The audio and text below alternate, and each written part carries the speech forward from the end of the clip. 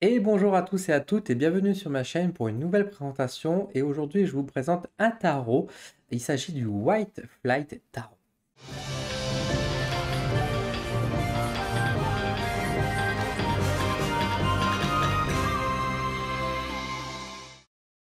On se retrouve du coup en vidéo pour vous présenter un jeu de tarot complet. Donc il s'agit du White Flight Tarot, un tarot qui a été proposé en Kickstarter, c'est-à-dire sur financement participatif durant le mois de mars, si je me trompe pas. Et actuellement, il est de nouveau en campagne sur Indiegogo. Donc si vous voulez le commander, seulement sur campagne. Alors peut-être que par la suite l'auteur, donc Danilo Sanino, va pouvoir essayer de peut-être le proposer, on va dire, en vente libre, mais pour l'instant, ce n'est pas encore le cas. Donc attention, c'est un objet qui peut être un peu rare à trouver. En tout cas, il est sorti très récemment et c'est un magnifique tarot. Je vais vous le présenter juste un instant. Donc à tout de suite. Hop, donc on se retrouve en vue caméra proche. Donc je vous présente un petit peu la boîte dans laquelle j'ai reçu donc le White Flight Tarot, hein, par Danilo Sanino. Donc c'est un Italien qui nous propose. Donc voici l'arrière, hein, ouais, vous voyez, créé et illustré par Dino. Alors c'est une boîte qui est en soi assez basique. Le prix du tarot est de 33 euros, plus les frais de port à compter, vu que ça vient d'Italie, il faudra compter peut-être une petite dizaine d'euros, donc on sera à peu près dans les 40-45 euros, on va dire. Donc c'est le prix classique. La boîte est assez solide, mais par contre c'est une boîte qui est impossible à ouvrir. Il y a le livret qui est dedans, je peux malheureusement pas le récupérer. Je sais pas comment c'est foutu, mais j'ai dû y aller avec des outils pour enlever le jeu. Et depuis, je ne l'ai jamais rangé dans sa boîte parce que la boîte est impossible à ouvrir. Donc ça, c'est un peu. Vous voyez d'ailleurs qu'il y a des marques, tellement j'ai essayé de forcer. Donc la confection de la boîte, c'est dommage parce que c'est une belle boîte.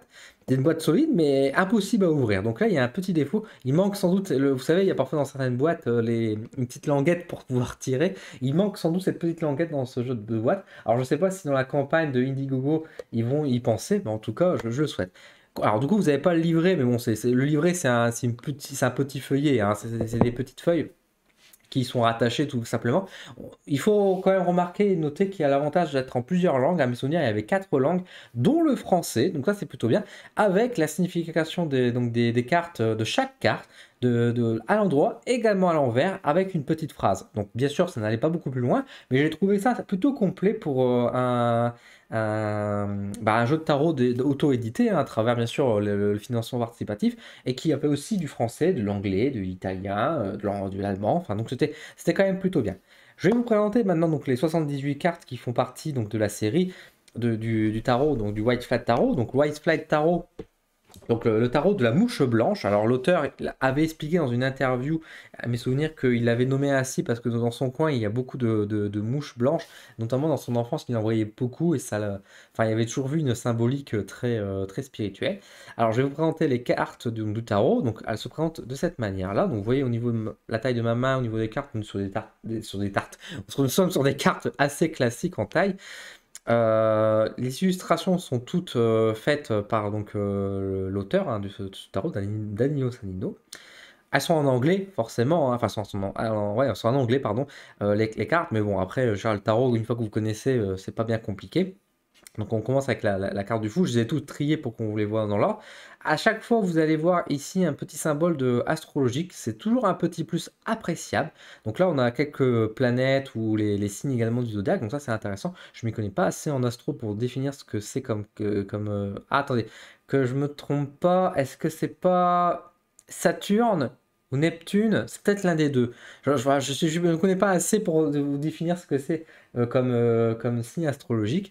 Et voici à quoi ressemble le dos. Le dos est également très très joli. Et puis là, vous voyez bien sûr cette fameuse mouche blanche avec cette rosace, ces couleurs rouges. Enfin, je trouve vraiment le dos magnifique. Et pour me flatter, c'est un dos qui peut se lire dans les deux sens. Donc, alléluia, on voit que notre cher Danilo a bien compris comment fonctionnait un tarot. Et donc ça, c'est appréciable. Voilà. Donc voici la carte du fou. Alors, je ne vais pas parler à travers toutes les cartes à chaque fois. Donc, je vais vous montrer donc les différentes arcanes majeures, donc le magicien, la grande prêtresse ou la papesse, l'impératrice. Donc vous voyez un peu le style. Moi, j'adore vraiment ce style. Je suis vraiment tombé amoureux de ce jeu. Regardez-moi ça, le pape avec cet élan, avec les clés et tout, magnifique. Les amoureux. Moi, je suis vraiment très très fan du style artistique. En plus, vous voyez que c'est quand même assez épuré. Surtout pour ici, les arcades majeures, on a souvent l'image qui est là et on a sur une toile de fond, donc c'est blanche, unie, c'est quand même très très très joli.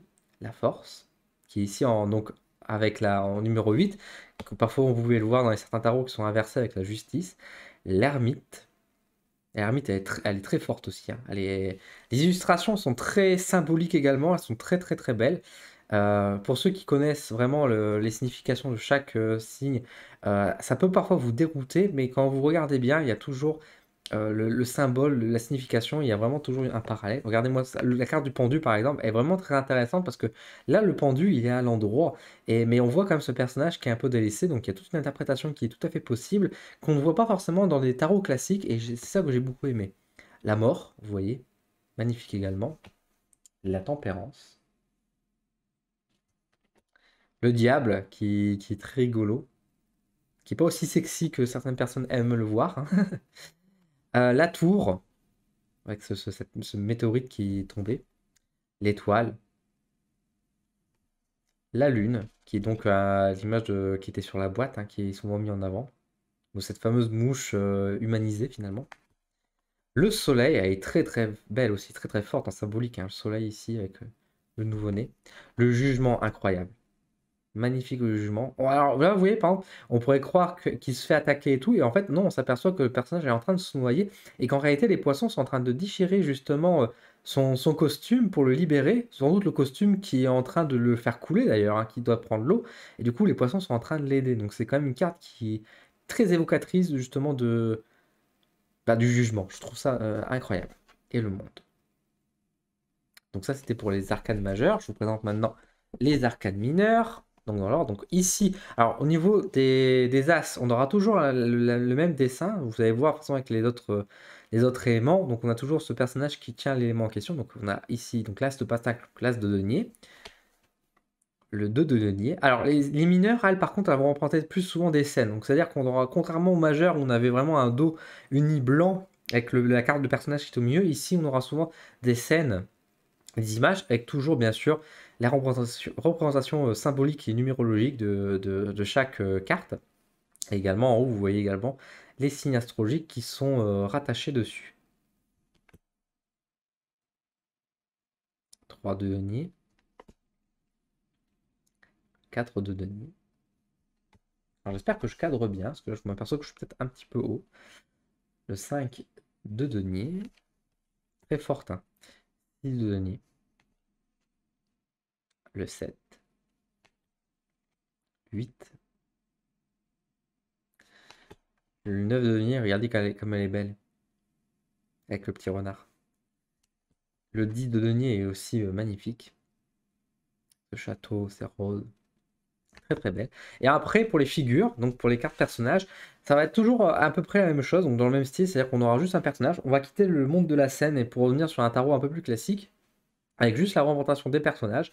Et donc ici, vous voyez que tous les valets vont porter des masques. Je trouve ça une très bonne idée. Donc ici, le valet de denier. Alors le chevalier qui sont sans leur cheval, là pour une fois. Les cavaliers aussi, hein, comme vous voulez. Donc ici, avec un style. Donc voilà, vous voyez qu'on est dans un thème plutôt viking, plutôt féodal, avec, avec les deniers, la reine de denier et le roi de denier. Voilà. On va passer aux coupes. Alors je vais décaler pour pas être perturbé. Hop, je vous cadre bien. Donc on retrouve encore une fois, vous voyez ici la coupe, hein, directement avec le personnage. Le 2 de coupe, magnifique, hein. Très très très beau, très doux. 3 de coupe. Le 4 de coupe. Alors vous voyez qu'on mélange quand même plusieurs univers, hein. On est tantôt dans de la fantasy, tantôt on est dans du surréaliste, parfois de la science-fiction. Il y a du grotesque également, hein, comme il le présente enfin que l'auteur présente lui-même les cartes, hein. Donc on trouve vraiment différents styles, mais toujours la même patte graphique, mais avec des styles et des univers un peu différents, et qui laisse du coup de grande place à l'imagination et à l'inspiration. Donc ça, j'ai beaucoup aimé, tout en gardant bien sûr le côté tarot. Là, je veux dire, si vous connaissez un peu les tarots Rider-Waite, il y a certaines cartes qui doivent vous marquer en disant, mais on sent, on a l'impression que c'est un peu modernisé, et c'est effectivement le cas. Le 8 de coupe, le 9 de coupe, regardez-moi ça comme c'est joli. Et le 10 de coupe, pour tous ceux qui sont fans de licorne, regardez-moi ça. Ah, 10 de coupe, symbole de guérison. Et on retrouve donc les personnages, donc le valet avec son petit masque, le chevalier, dans une armure beaucoup plus douce, vous voyez, hein, on est encore une fois dans un thème beaucoup plus aquatique ici, hein. Beaucoup plus léger, beaucoup plus agréable. Et le roi de coupe. C'est pour ça que même les cartes personnages, au début, j'avais un petit peu peur, parce que je me suis dit, bah mince, c'est vrai que les cartes personnages, elles sont pas, les figures ne sont pas représentées en scène, ça sera peut-être un peu difficile pour moi pour les lire, et finalement, elles ont aussi leur petite symbolique plus discrète, mais elles sont présentes. Hop. Alors le l'as de bâton. Les wen, hein, c'est les baguettes, hein, les bâtons. Le 2 de bâton, regardez. Ah, il y a un petit côté avatar là, je sais pas ce que vous en pensez.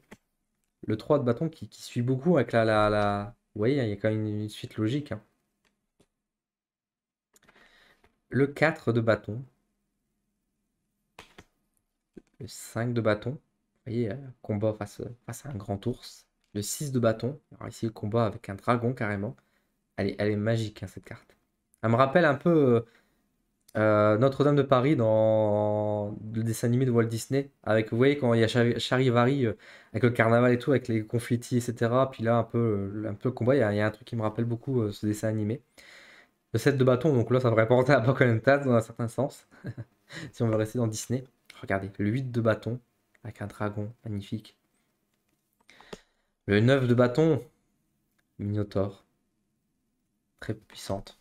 Le 10 de bâton, on s'en va. Notre valet, avec son masque tout souriant, tout joyeux. Ah, le cavalier de bâton. Méfiance, attention, hein. La reine de bâton et le roi de bâton. Enfin, on va regarder donc les épées. Ici, l'as d'épée. Le 2 d'épée. 3 d'épée. Très forte, hein. Là, on n'a pas le cœur qui est complet, mais vous voyez qu'il y a quand même la cage, cette destruction, ce cœur brisé, hein. Le 4 d'épée. Le 5 d'épée. Ah, les serpents. Le 6 d'épée. Plus douce. Ah, le 7 d'épée. Mauvais sort, piège. Le 8 d'épée. Très puissante. Alors, le 9 d'épée est aussi. Elle fait froid dans le dos. Mais le 10 d'épée, regardez comme elle est très très forte, très dure, hein, très difficile à voir même, hein. Le valet d'épée. Le chevalier d'épée. Agressif, hein, on le sent, hein. La reine d'épée. Et notre roi d'épée. Donc voilà, vous avez vu donc les différentes mineurs, donc différentes cartes du White Flight Tarot. Alors, qu'est-ce que je peux vous en dire de ce tarot? Maintenant que je l'ai quand même bien en main, que j'ai bien utilisé, que je me suis même formé avec ce tarot, enfin, j'ai pas suivi une formation de ce tarot précisément, mais j'ai fait la formation Tarot et Pop Culture de Yéna avec ce jeu-là à mes côtés pour apprendre. Qu'est-ce que je peux vous dire? Eh ben, c'est un tarot qui est juste magnifique. Encore une fois, moi, donner un avis sur les tarots, c'est chacun va trouver son tarot et chacun va aimer différents tarots. Il existe des milliers de tarots aujourd'hui qui sont tous plus ou moins thématiques. Il y a certains qui sont très classiques, comme le Rider White justement, ou comme le tarot de Marseille. D'autres qui vont être plus fantaisistes, hein, qui vont reprendre des thèmes, par exemple Star Wars, des choses comme ça. Et on va tomber sur des tarots qui sont un peu plus indépendants et qui débordent d'une certaine énergie. J'aime beaucoup celui-là parce que j'aime beaucoup le style graphique qui est représenté. Je trouve qu'également en termes de symbolique, il est assez fort, il est original et surtout, je le trouve vraiment très moderne et très connecté à notre monde actuel tout en conservant le côté traditionnel du tarot. Et c'est ça que j'ai beaucoup aimé à travers le White Fly Tarot et qui m'a poussé à dire, ok, j'investis et je vais faire donc le mécénat participatif, hein, à travers donc Kickstarter pour pouvoir investir dans ce tarot parce que je voulais le voir en œuvre et je suis très content de l'avoir parce que c'est un tarot qui est magnifique. La qualité des cartes est quand même aussi là, c'est des cartes qui sont quand même assez rigides, hein. Bon, ouais, elles peuvent se plier, mais c'est quand même du solide. Elles sont aussi imperméables. Donc ça c'est quand même aussi très chouette, donc c'est une qualité d'impression qui est très bonne. Pas de bordure dorée, mais ça c'est pas forcément c'est pas très grave. un dos qui peut se lire dans les deux sens, donc ça c'est très bien. Donc après, libre à vous, si vous lisez le tarot dans les cartes à l'endroit et à l'envers, bah, vous trouverez également votre bonheur. Le livret, bien qu'il soit simpliste, etc., a le mérite d'être dans notre langue également.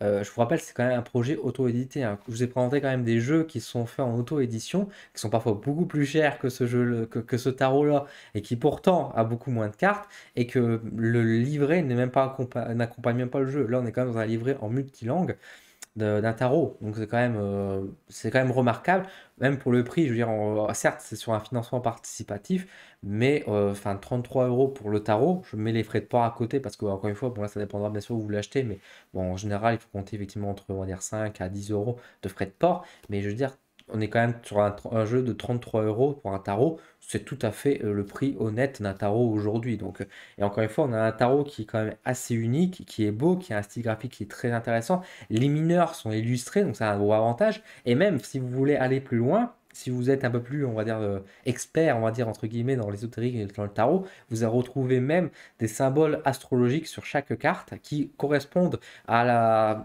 on va dire, à la grande majorité de ce qui est présenté dans les cartes de tarot qui sont associées aux cartes, enfin, l'astrologie, comment on a, pardon, je vais reprendre ma phrase, on retrouve vraiment la symbolique astrologique classique qu'on représente sur les cartes de tarot. Donc c'est-à-dire que c'est pas le choix de l'auteur, c'est vraiment ici les choses qu'on retrouve de manière tout à fait classique.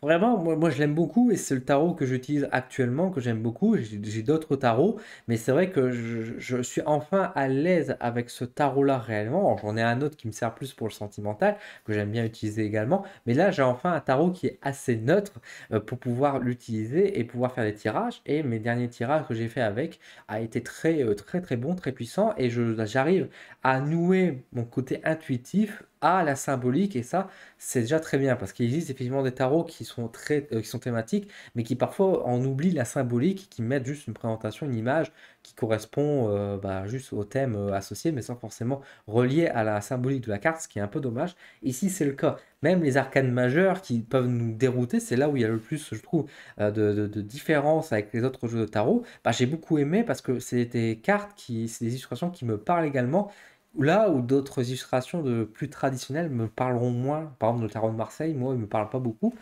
Même dans les illustrations, même si je comprends de mieux en mieux la symbolique, bah, quand je tire la carte, ça me parle pas beaucoup. Et là, je trouve qu'au contraire, ça me parle. Maintenant, c'est sûr que ce tarot-là ne va pas forcément plaire à tout le monde. Il est très beau, c'est un bel objet, ça c'est sûr et certain. Maintenant, encore une fois, c'est à vous de voir, encore une fois, si ce tarot vous parle. Si celui-ci vous plaît, moi, je peux que vous conseiller. Donc, si vous voyez cette vidéo, je ne sais pas quand elle va sortir. Je ne sais pas si la campagne Indiegogo sera encore présente. Je pense que l'auteur va continuer à proposer régulièrement peut-être un nouveau Kickstarter, justement de nouveaux financements participatifs, ou alors il va peut-être trouver un moyen de le proposer en libre vente sur son site internet, des choses comme ça. Ça, je vous laisse bien sûr dans les recherches. Mais en tout cas, c'est sûr qu'il n'est pas édité, donc c'est un peu compliqué à trouver. Mais l'auteur est quelqu'un de vraiment sympathique. D'ailleurs, il y a une chaîne YouTube et un Instagram où il poste régulièrement et qui propose également chaque jour des tirages avec ce tarot-là et qui nous donne des explications et son avis sur le tirage. Donc ça permet aussi de s'entraîner, d'apprendre à travers son tarot. Donc ça, c'est très bien.